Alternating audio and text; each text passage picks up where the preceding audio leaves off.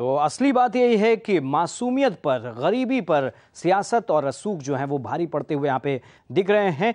Injury report में ही उन जख्मों का जिक्र नहीं शामिल किया गया है जो जख्म अंदर तक हिला कर रख रहे हैं इस मासूम को। तलवे में उसकी कील ठोकी गई, लेकिन कहीं उसका जिक्र नहीं है। आखिर ये क्यों हो रहा है, किसके इशारे पर हो रहा है, ये तमाम सवाल हैं और लोग हमारे साथ जुड़ने शुरू हो गए हैं मुहिम में। उपेंद्र हैं पटना से कॉलर। उपेंद्र जी, क्या कहना चाह रहे हैं? उपेंद्र जी, अगर मुझे सुन पा रहे हैं तो क्या कहना चाहते हैं आप? ये कहना ये चाह रहे हैं कि ये इतना जो बोल रहे हैं कि लीपापोती करने की कोशिश नहीं, लीपापोती इसको कर दिया गया, क्योंकि जो केस हुआ है उसमें कहीं इंजरी जो है दिखाया नहीं गया है। जब इसको आप खुलेआम दिखा रहे हैं तो ना तो डॉक्टर देखने की मैंने कोशिश की और ना ही जो है ये लोग मानने को तैयार हैं। तो वो सिंपली एक केस है जिसमें इसका 2 भाई पहले सरेंडर किया है, जबकि ऑन स्पॉट उस समय उसको गिरफ्तार करना चाहिए था। दूसरी बात कि वो उसका पहले इसका बाद बेल हो जाएगा, फिर वो सरेंडर, उसका सरेंडर कम बेल, उसका स्वतः जो मुख्य माने ये अभियुक्त है उसका हो जाएगा। तो इतना बड़ा जनता के साथ मजाक हमने किसी सरकार में नहीं देखा है। ये तो जनता को सोचना चाहिए। इस पर एक बात याद आती है कि यहाँ का राजा अंधा हो गया है और जनता चौपट हो गई है। समझ गए कि नहीं? चलिए, तो आपको मायूसी है, आपको उम्मीद नहीं है कि इस मामले में इस मासूम को और परिजनों को इंसाफ मिलेगा?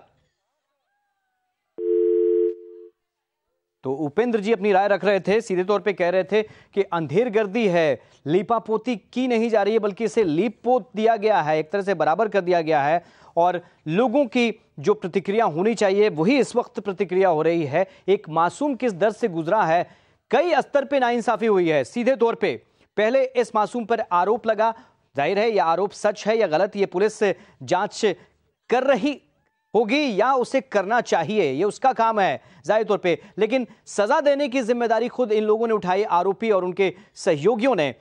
और किस तरह से इसकी पिटाई की गई, इस मासूम बच्चे की हर एक जख्म बयां कर रहे हैं। पैरों में कील ठोके गए जिसका इंजरी रिपोर्ट में कहीं कोई जिक्र नहीं है और अब जो मुख्य आरोपी है वो भी बाहर है। हालांकि एसपी साहब कह रहे थे, उनका दावा था कि 2 दिनों के भीतर वो उसे हाजिर कर देंगे, लेकिन वो फरार है और उस तक पहुंच पुलिस की नहीं है। एक और कॉलर हमारे साथ जुड़ रहे हैं। जी बताइए, क्या कहना चाह रहे हैं? रागेश्वर जी, क्या कहना चाह रहे हैं? मैं बागेश्वर कुमार बबलू बोल रहा हूँ जी। ये सुशासन है और सुशासन में अंधा कानून है। घटना घट गई, छोटा सा बच्चा करा रहा है, आपका टीवी पे लगातार न्यूज में आ रहा है, उसके बावजूद इतना हाईलाइटेड मामला होने के बावजूद भी वहाँ के डॉक्टर, वहाँ के पुलिस पदाधिकारी ने मामला को एकदम लिपापोती करके एकदम खत्म कर दिया। इससे साफ जाहिर होता है कहीं कोई सुशासन नहीं है। ये सुशासन नहीं, कुशासन है और महाजंगल राज है। ये पता नहीं किस तरह का राज चला रहे हैं, नियंत्रण से बाहर सब कुछ है। तो जिम्मेदार लोग सुने, लोग किस तरह से प्रतिक्रिया दे रहे हैं। सीधे तौर पे कह रहे हैं कि अंधेरगर्दी है, यहाँ लोगों की सुनी नहीं जा रही है, लोगों पर जुल्म हो रहा है और उन्हें इंसाफ नहीं मिल पा रहा है, लीपापोती की जा रही है। एक और कॉलर है एजाज अहमद पटना से। एजाज साहब, क्या कहना चाह रहे हैं? मेरा तो यह मानना है कि जो सहरसा का मामला हुआ, लालू जैसे एक छोटे निरीह बच्चे पर जिस तरह से जनता दल यूनाइटेड के नेता के जरिए वहां पर अत्याचार की घटनाएं हुई और उस अत्याचार की घटना को लीपापोती करने का काम हमको लगता है कि ऊपरी सतह से किया गया है। ऊपर से इशारा हुआ है कि जनता दल यूनाइटेड के नेता का नाम आ रहा है, जनता दल यूनाइटेड का नाम आ रहा है, इससे सरकार की छवि बर्बाद हो रही है, छवि गिर रही है, इसलिए लीपापोती करने का काम किया। आप लोगों ने टीवी फुटेज पर साफ साफ दिखा रहे हैं कि उसके पैर में कील ठोका गया है, उसके गला में रस्सी का दाग है, उसके पीठ पर मार मार करके इस तरह से अमानवीय व्यवहार किया गया है जिसका वर्णन करने से भी डर लगता है। एजाज साहब, तो आपको क्या लगता है, उम्मीद है कि इस बच्चे को इंसाफ मिलेगा? आपको उम्मीद लगती है? तो इंसाफ कहां से मिलेगा जहां सरकार का ऊपरी सतह से ही यह प्रयास है कि किसी भी तरह से इस मामले को ठंडे बस्ते में डाल दिया जाए। वो बेचारा बच्चा, गरीब का बच्चा, उसको इंसाफ कहां से मिलेगा? और खासकर उम्मीद नहीं है कि इंसाफ कहां से मिलेगा। जाहिर तौर पे व्यवस्था पर बड़ा सवालिया निशान लगा रहे हैं लोग और कह रहे हैं कि अगर ऐसा कुछ हो रहा है, इस तरह की नाइंसाफी हो रही है, इस तरह का गुनाह हो रहा है, मासूमों को बख्शा नहीं जा रहा है, उनके साथ इस तरह का व्यवहार हो रहा है, चोरी का आरोप लगता है, ये यहाँ तक बात ठीक है, लेकिन उसके बाद पूरा कानून अपने हाथ में ले लिया जाता है और कानून के जो निगहबान हैं उनकी नजर इन चीजों पे नहीं पड़ती है, जो व्यवस्था है उन्हें ये नाइंसाफी नहीं दिख रही है। जाहिर तौर पे लोगों में मायूसी। जनार्दन महतो हमारे साथ जुड़ रहे हैं पटना से। जनार्दन जी, क्या कहना चाहते हैं?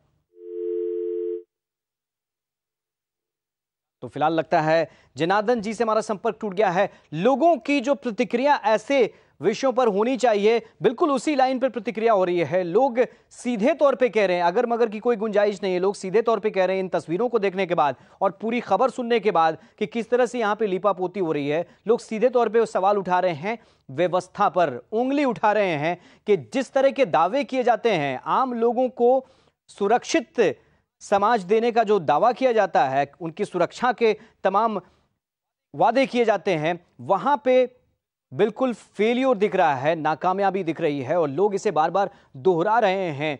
ये तस्वीरें साफ तौर पे बयान कर रही हैं कि किस तरह से मासूम लालू पर जुल्म ढाया गया। बेगूसराय से मनीष एक कॉलर हैं। मनीष जी, क्या कहना चाह रहे हैं? मेरा कहना है कि ये सरकार में तो संवेदनशीलता तो है रही नहीं गई, रोज मर्डर, रोज ये, और जो ये सरकार है ये तो कहीं से सरकार की तरह दिखती नहीं, ये तो सारे सेटिंग के काम करती है।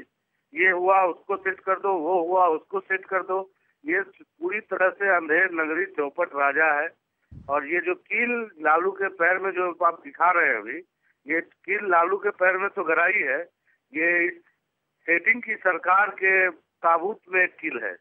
देखते हैं कि लोग अपने अपने ढंग से रिएक्ट कर रहे हैं, उसकी पूरी स्थिति की व्याख्या कर रहे हैं, लेकिन असंतोष लोगों में जरूर है। प्रतिक्रिया उसी लाइन पे आ रही है जिस लाइन पे होनी चाहिए। और इस वक्त पटना से कृष्ण कुमार हैं कॉलर। कृष्ण जी। जी सर, कहिए, क्या कहना चाह रहे हैं? हम ये कहना चाह रहे हैं कि ये जो न्यूज आप दिखा रहे हैं, इसमें आप कह रहे हैं कि क्या इसको न्याय मिल पाएगी, तो हम ये कहना चाहेंगे कि इसको न्याय दिलाने में सबसे ज्यादा महत्वपूर्ण भूमिका ये इलेक्ट्रॉनिक मीडिया ही दे सकती है। जी,